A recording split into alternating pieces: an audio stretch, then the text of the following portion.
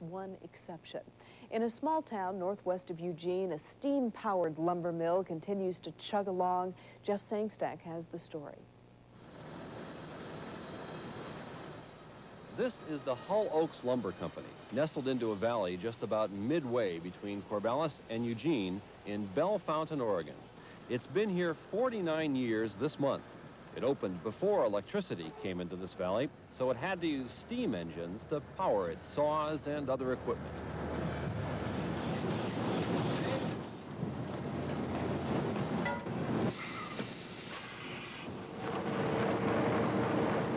Well, now electricity has come to Bellefontaine, but the mill still relies heavily on steam. It's an old-fashioned way to do business in a newfangled world. One reason this mill continues to survive is that it fills a market niche. It makes huge pieces of lumber that most modernized automated mills just can't touch. But that's not the main reason this mill stays in business. Its principal guiding force is its owner, Ralph Hull. This is a little steam engine we used to have in the mill. I ran our conveyors with that. Ralph Hull was born just a few miles from here 75 years ago. At the age of 22, he tried his hand at the mill business, first leasing a couple small mills, then finally building this one. So this is what we call a horizontal return tube boiler, a real old-fashioned boiler. Just about everything here is old-fashioned. They still float their logs in a log pond. You don't see lasers guiding the saws, and there are no automated controls sorting the cut wood. And underneath it all is the heart of this mill, a 100-year-old steam engine. Why don't you get rid of this and just use electricity? Well, I guess we could, but it would cost a lot to make the change. And we figure we save something on our electric bill by running steam.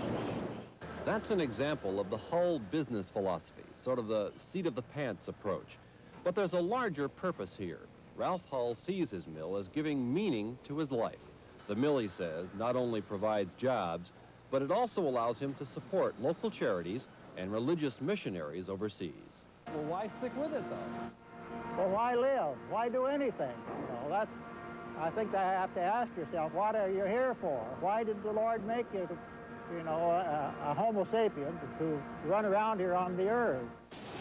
Hull not only owns this mill, but 14,000 acres of tree farms that surround it. That land is worth millions of dollars. He could easily sell the land and the mill, but any new owner would close the mill the minute they took it over, so Hull won't sell. We would like to see the business continue on. It's been here for 50 years. We'd like to see it go on, but we know that our days are not numbered.